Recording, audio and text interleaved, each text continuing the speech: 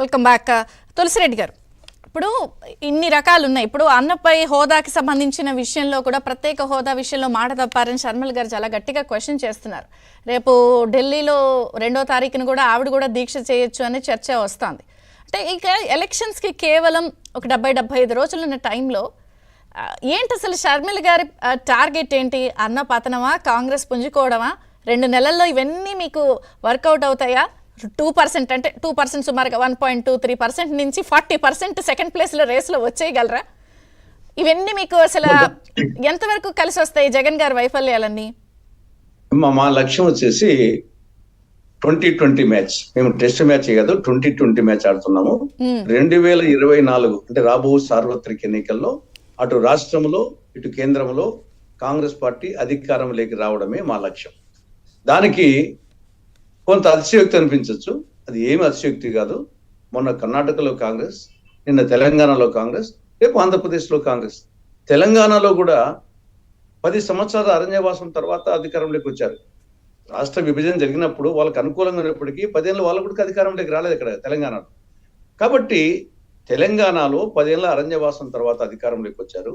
అదే విధంగా ఆంధ్రప్రదేశ్లో కూడా కాంగ్రెస్ పార్టీకి వనవాసము అరణ్యవాసం గీసింది, మళ్ళీ అధికారంలోకి వచ్చే పరిస్థితి కనిపిస్తుంది.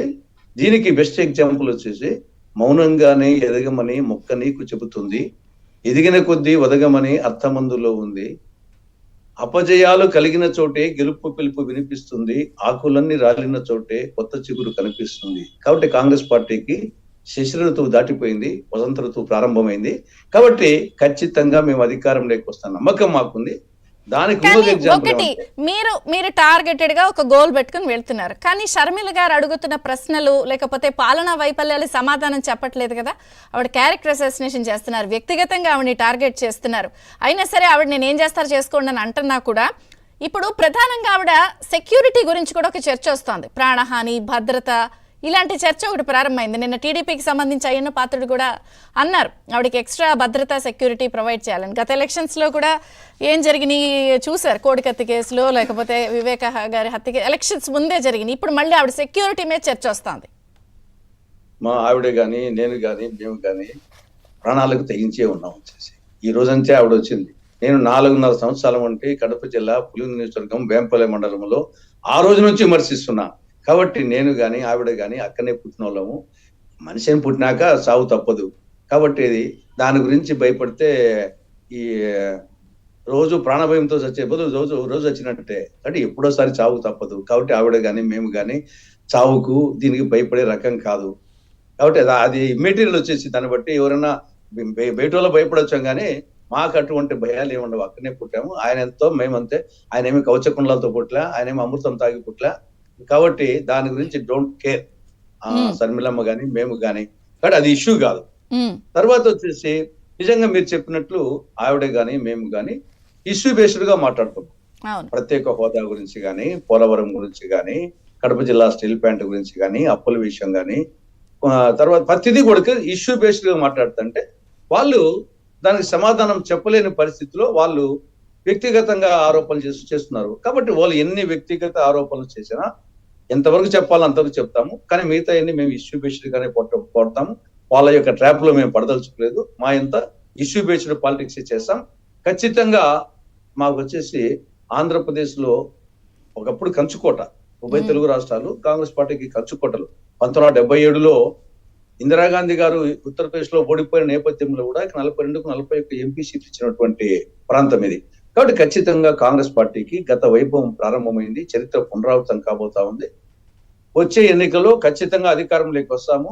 దానికి ప్రధాన అస్త్రాలు వచ్చేసి ప్రత్యేక హోదా, తర్వాత రాయలసీమకు ఉత్తరాంధ్రకు స్పెషల్ డెవలప్మెంట్ ప్యాకేజీ, మిగతా విభజన చట్టంలోని అంశాలు, అటు పోలవరం కానీ, Visakha metro, Vijayawada metro, Visakha railway zone, Visakha Chennai industrial corridor, Kadapa జిల్లా స్టీల్ ప్లాంట్, దుగ్గరాజపట్నం రేవు, ఇవన్నీ మా అస్త్రశస్త్రాలు.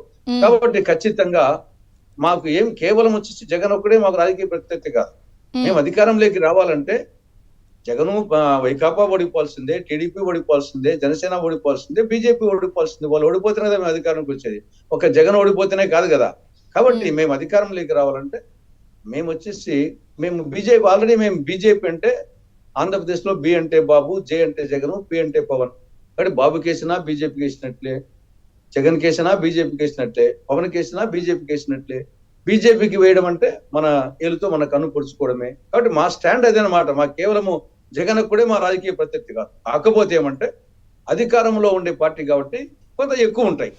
అంటే పాలనా వైఫల్యాలు టార్గెటా, జగన్ గారి టార్గెటా, లేకపోతే కాంగ్రెస్ ని తిరిగి పూర్వ వైభవం తీసుకురావడం టార్గెటా?